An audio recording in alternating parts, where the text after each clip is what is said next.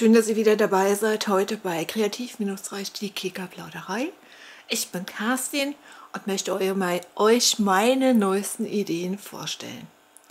Ideen von mir für euch, mit Liebe gemacht, ausgefallene Sachen, besonders anders, und lasst dich mal überraschen, was daraus wird. Mit einfachen Mitteln nachgebaut, nachgebastelt und. Immer mal was Neues, für jeden Monat des Jahres besondere Sachen. Und heute, Überraschung, und los geht's.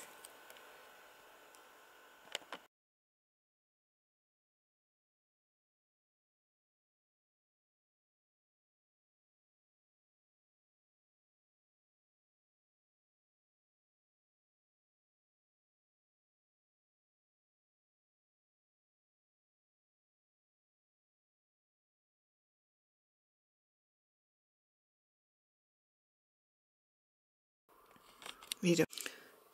So, jetzt ist hier die Häkelschrift dazu.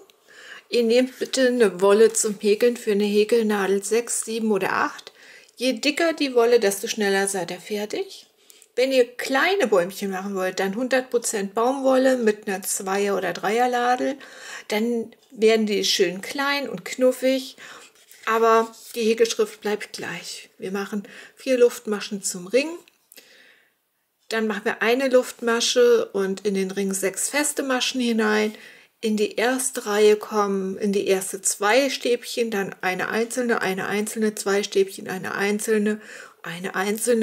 Und das würde ich dann nochmal genau zeigen. Ganz einfach, ganz easy, mit Muster oder ohne Muster, so wie du möchtest, so läuft das. Ich habe mal hier einen Rohling hingelegt. Im Moment verwende ich unter anderem auch die Wolle. Es ist jetzt für eine 5,5 bis 6er Nadel, aber ich häkel auch sehr locker. Es gibt noch mehr Wollvorschläge, alles selber gekauft, nichts bekommen jetzt.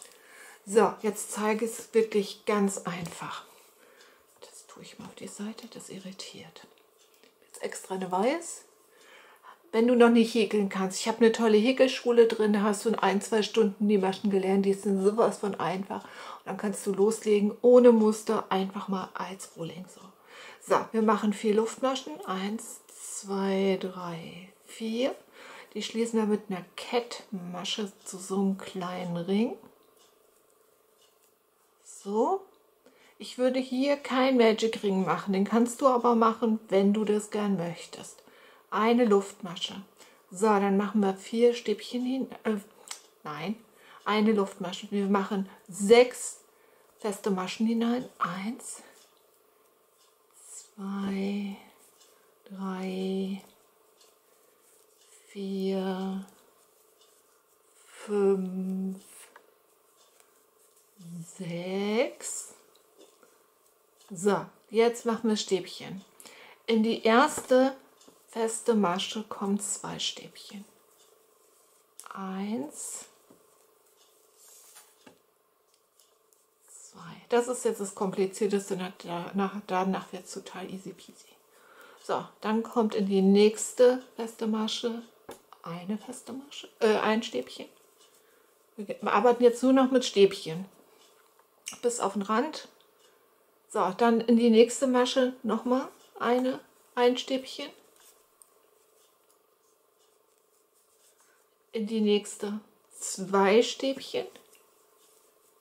1, 2.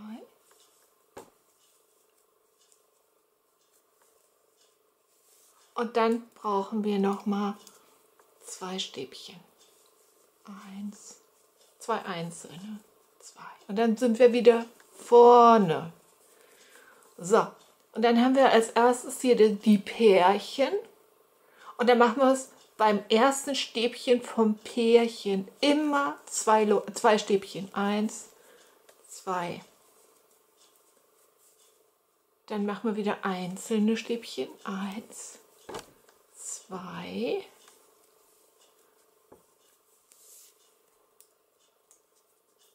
Na, 3 sind es dann, weil es wird ja als mehr jetzt. In jeder Reihe gibt es 2 Stäbchen mehr. So, 3. Dann ist wieder das Pärchen und dann das erste Stäbchen wieder 2. 1, 2. Dann wieder die einzelnen, dann kommt wieder das Pärchen und das erste vom Pärchen immer 2 Stäbchen gemacht. Und dann wird das als und als größer. Das ist sowas von einfach, dass wir dann wirklich so ein schönes Dreieck mit Muster oder ohne Mustern. Das Muster zeige ich nochmal extra.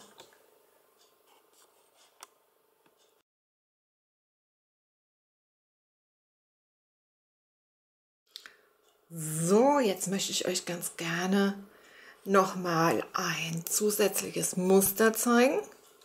Da schon mal welche hingelegt. Das mache ich ganz gerne mal abwechselnd nach 4, 5, 6, 7 Reihen und dann die zweitletzte oder regelmäßig nach allen 4 Reihen. Das kann jeder machen, wie er es dann schön findet. Ich will nur mal zeigen, wie es geht. Ganz einfach, wir bleiben auch in den Stäbchen. Hier vorne sind wir bei den Doppelten. Da fangen wir das Muster an. Und damit ich dann trotzdem die Zunahme habe, lasse ich eine frei, weil wir machen verkreuzte Stäbchen und mache ins zweite 2 Stäbchen. Das ist aber jetzt nur am Anfang und auf der anderen Seite bei der Zunahme. Und dann gehe ich zurück in die erste Masche und verkreuze das so. Dann habe ich in 2 Maschen 3 Stäbchen und habe auch gleich zugenommen. Aber das Muster geht dann wirklich weiter so.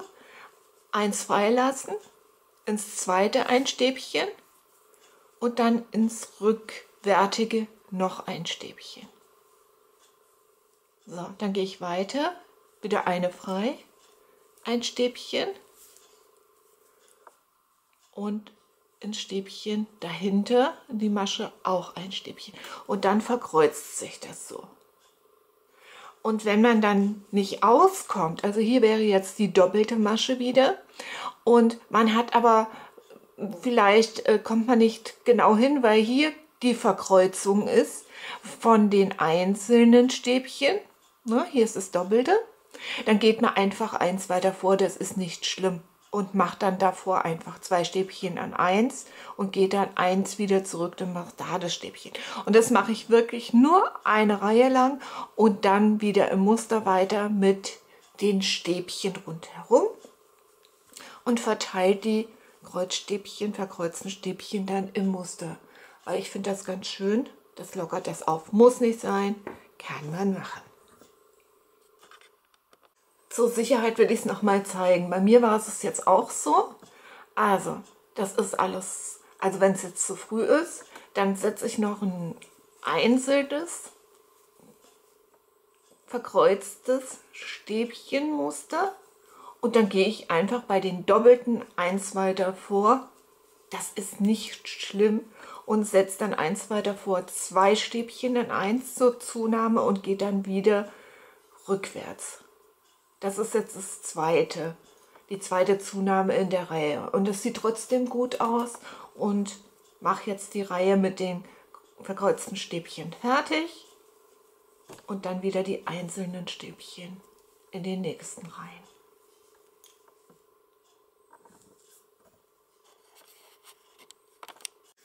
So, wir kommen zum Abschluss. Hier sind jetzt die Anfangszunahmenmaschen. Wir haben das letzte Stäbchen und dann gehen wir in die mittlere und machen eine feste Masche. So, dann knicken wir uns das mal. Also die Zunahmen sind jeweils rechts und links. Jetzt mache ich erstmal den einfachen Verschluss.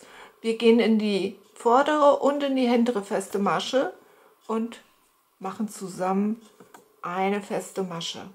Wenn es ein bisschen weiter ist, das Ganze, du häkelst locker, dann kannst du auch mal in eine Masche 2 feste Maschen machen, damit das wirklich schön weit wird, nicht zu eng. Und dann müssen wir, also wir knicken es dann, man kann zwar eine Stecknadel nehmen und gucken, wo genau die Mitte ist. Und etwa so 2 cm davor stoppen wir mit dem zusammen häkeln. Das machen wir jetzt erstmal. Bei mir sind das noch 1, 2, 3, 4, 5, 6, 7, 8 Maschen.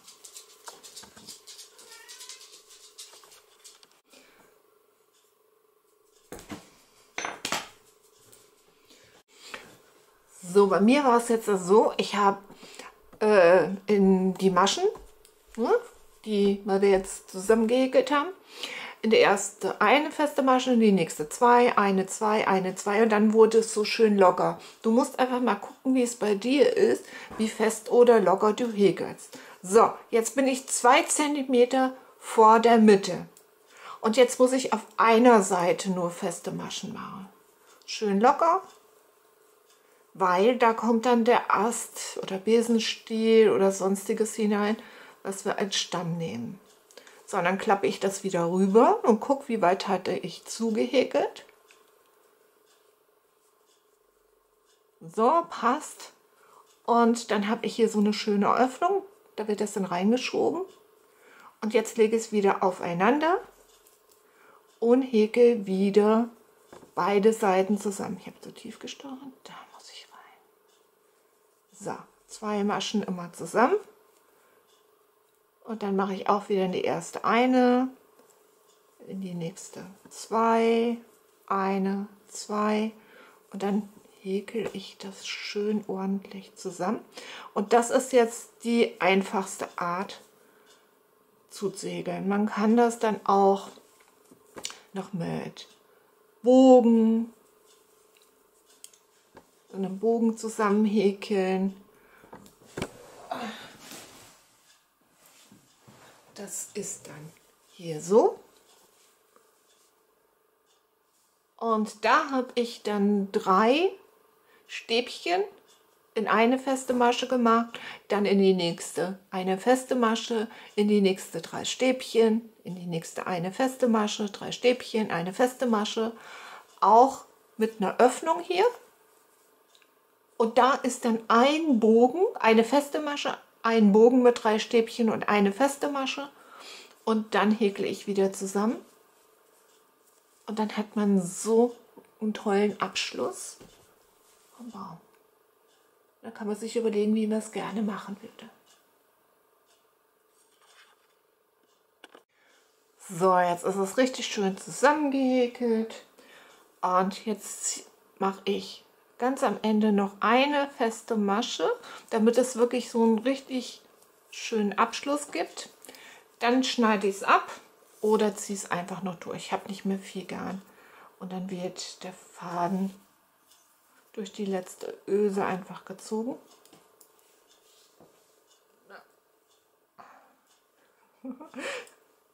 Fest, abgeschnitten, vernäht, fertig ist es.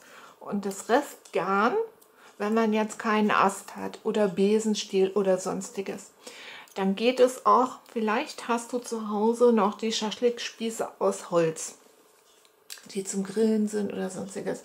Ansonsten gibt es ja 100 Stück für 1 Euro oder so beim Teddy oder Kick. Und dann nimmt man einfach ein dickes Styropor und steckt da an einer Stelle 4, 5 Schaschlikspieße hinein, klebt die noch ein bisschen fest. Dann nimmt man das Garn und wickelt es drumherum um die ganzen Schaschlikspieße. Dann hat man auch einen wunderschönen Stamm und dann beklebt man das Styropor am besten nochmal erst mit einem Pappestück, weil viel Kleber zerstört auch das Styropor, weil wenn da Verdünnung drin ist, frisst es regelrecht Löcher. Aber dann kann man oben Pappe drauf machen nochmal. Oder gleich 4, 5 Stücke Pappe aufeinander geklebt, in rund oder oval, dann die Schaschlikspieße hinein und dann kann man das toll anmalen oder mit Steinchen bekleben oder Moos drauf oder was ganz toll aussieht, Futterheu. Futterheu aus dem Discounter, ich habe euch schon ganz oft gesagt, was man da alles mitmachen kann und das kauft man nicht nur für einmal, da macht man noch ganz viel mit und dann kann man den Stamm dann mitmachen und das Ganze muss nun wirklich so lang sein wie euer Baum. Ne? Bis zur oberen Spitze muss der Stamm sein. Also geht es mit den Schaschlikspießen nur bei den kleinen Bäumen, aber mit dem Besenstiel geht das auch ganz toll. Und dann haben wir noch so einen Abstand von mindestens 10 cm nach unten, dass wir den Stamm sieht. Das ist erstmal jetzt soweit fertig. So, wenn die Bäumchen dann fertig gehegelt sind, müssen sie natürlich auch eine Aufstellvorrichtung bekommen. Das geht ganz gut mit einem Brennholz. Das muss nur gut auflegen. Vielleicht Astscheiben, wenn du die so nicht hast. Ich habe sie gesehen bei Teddy, Kick und Action. Da kann man sie kaufen in jeder Größe. Dann ein paar Äste. Das ist ein Oller Besenstiel hier zum Beispiel. Richtige Äste. Oder es gehen auch, wenn du nimmst, 4, 5 Schaschlikspieße in ganz kleine Löcher gesetzt und verleimt und dann einfach mit Wolle umwickelt und dann hast du auch einen tollen Stamm. Du kannst ein Frühstücksbrettchen nehmen oder was ich gesagt habe, ich habe euch das auch schon gezeigt gehabt, einfach die Deckel von Eierkartons so 3, 4, 5 übereinander geklebt, dass es richtig stabil wird. Die Aushöhlung nach unten, also dass es so ein kleines Podest wird. Dann kann man die ganz toll dekorieren. Vorher steckt man dann auch die Schaschlikspieße oder so einen kleinen Ast ein und klebt den gut fest. Und dann kann man mit Moos und Eicheln und Zapfen dekorieren. Habe ich euch schon gezeigt. Für die tollen Ideen basteln mit Eierkartons gibt es einen ganzen Ordner auf der Playlist, Startseite. Und da kann man mal gucken. So, und wie mache ich das jetzt da? Bei den dicken Ästen bohre ich hier vor und schraube sie von unten fest.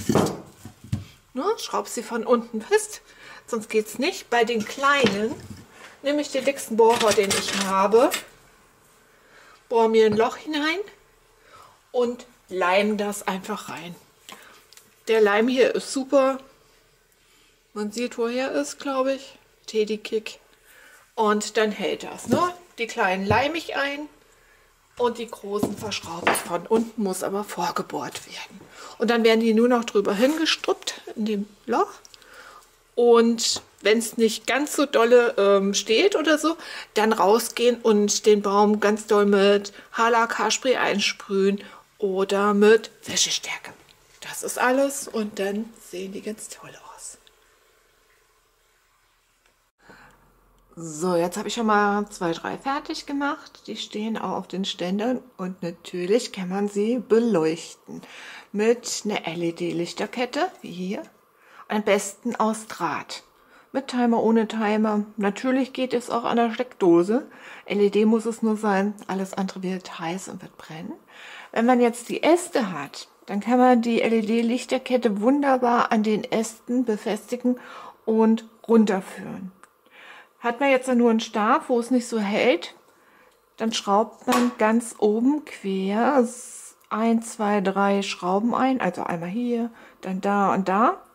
Oder nur einmal oben, befestigt da den Anfang, wickelt es um Stamm rum und fertig ist die Sache und dann kann man es toll beleuchten. Wie gesagt, bitte nur LED.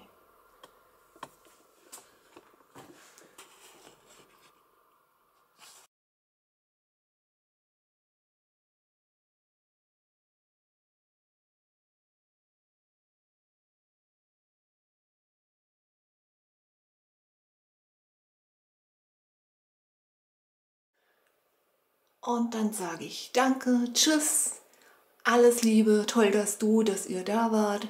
Ich wünsche euch eine wundervolle Zeit, schön gesund bleiben oder gesund werden. Eure, deine Kerstin.